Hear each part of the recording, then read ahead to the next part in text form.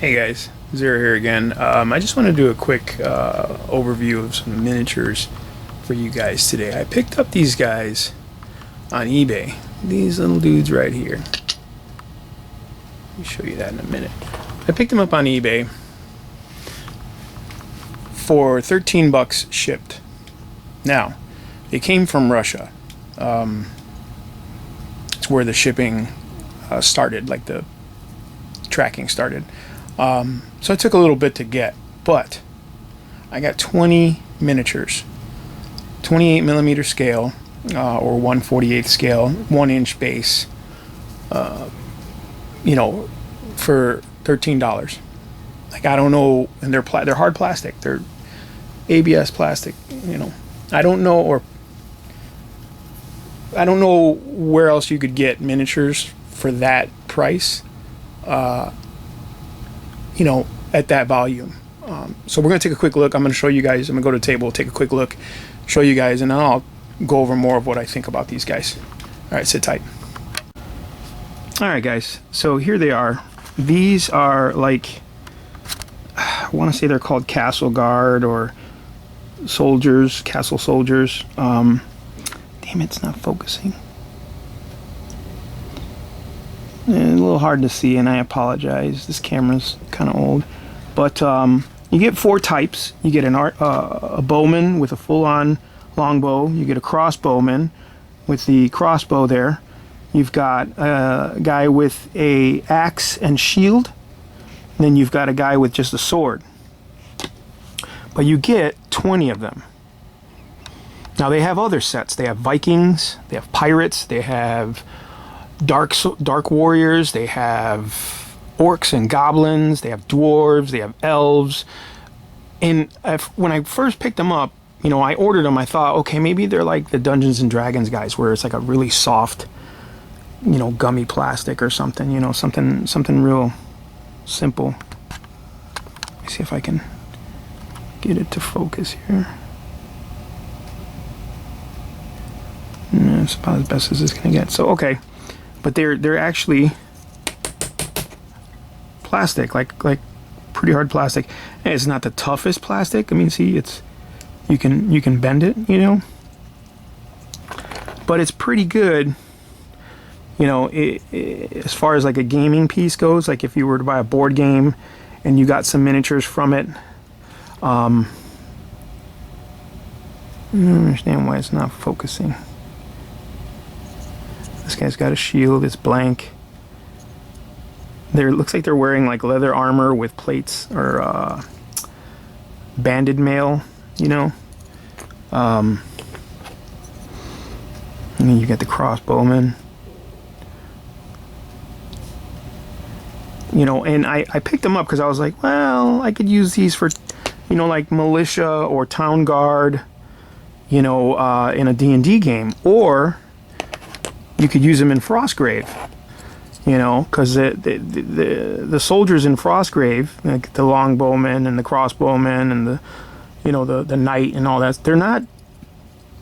You don't need specific miniatures for those, and they're very generic. They're very basic fantasy, which these guys seem to be. I mean, the only thing I really see as an exception is their big shoulder pads. They're like football shoulder pads, but that doesn't matter. I mean, $13, man. It was like $8 and like $5 shipping. For all these guys, you could fill up your D&D bin or Frostgrave roster like really fast with just a couple sets of these. You get some different sets, mix and match. You could have brigands because they have bandits, or brigands. Like I said, pirates. They had a bunch of different stuff. And I placed an order for some monsters because, the biggest thing about Dungeons and Dragons or any role-playing or fantasy miniature game is monsters. So I placed an order for some of the quintessential monsters, and I'm going to see how they look when they come in, because you get like 4 for like $8 shipped. So I'm really excited about these miniatures. I'm not exactly sure the manufacturer, though, because it was just, like I said, it was just a Russian company. They just had it, this scale miniature, blah, blah, blah. I'll try to look it up and put a description of it, or put it in the description below, to give you guys more detail, or maybe somewhere you can find it. Like I said, I got them on eBay, so you can just, you look them up on eBay and you'll find them, But yeah, it's very cool. Very, very, like I said, very basic. You know, I have a ton of miniatures. I have thousands and thousands of miniatures for Dungeons and Dragons as I collected over the years, and a lot of them are pewter, and a lot of them are old lead pewter. So I would have liked to refresh all that, because one, it's a pain in the ass to carry around, and two, I had a lot of mix and match miniatures. You know, so I would really like to like plastic everything, just so that it's not something that I'm worried about, like, you know, dropping, or, you know, you really shouldn't. You're not going to do this with your miniatures, but you never know. In a haste, you're punching, you know, you're throwing all, you're scooping it all up, throwing it in a bag, or you ask someone to help you clean up your gaming area, and that's what they do, because they don't, obviously they didn't buy it, they don't care, you know what I mean, or just don't realize it, and they just bunch them up and throw them in a bag. So, you know, I primered these guys using the new Games Workshop contrast primer, because I'm going to try contrast paints on some of these guys and see how it comes out, you know. See what effects we can come up with. But you know, I feel like that's a very cheap way for anyone who's doing role playing or sessions or whatever to add to their miniature collection without breaking the bank. Like, I love Games Workshop, I love their models, but let's face it, they're really expensive, and to buy Games Workshop models solely for the purpose of running a role playing game is just not financially sound, you know. But these guys are perfect, man. You know, like I said, $13, man, and I got 20 guys I can use all over town, you know what I'm saying? Or even use one as just a brigand if you want to, or whatever, you know what I'm saying? Like, you know, there's no limit, obviously, to your to the use of these models. But like I said, I just wanted to give you guys a heads up. They're out there, you know, for those of you who role play and are looking to do some minis on the cheap. There you go, man. You know, you primer them up, throw some ink on them, you're done. You know, if you want to go that step further, you do your colors, you know, whatever. But this is a very cool set of miniatures. I'm going to probably order some more, just because they're so cheap. And they add so much to your game, you know what I mean? You don't have just like, you know, special characters dwarves. You have like a whole regiment of dwarves, you know, that you can use in different scenarios, and, you know, there are adventures geared towards dwarven holds and stuff like that, and elven forests and stuff like that. And, you know, you got like 3 elf models. One of them's a pewter model from like 1980, you know. But there you go.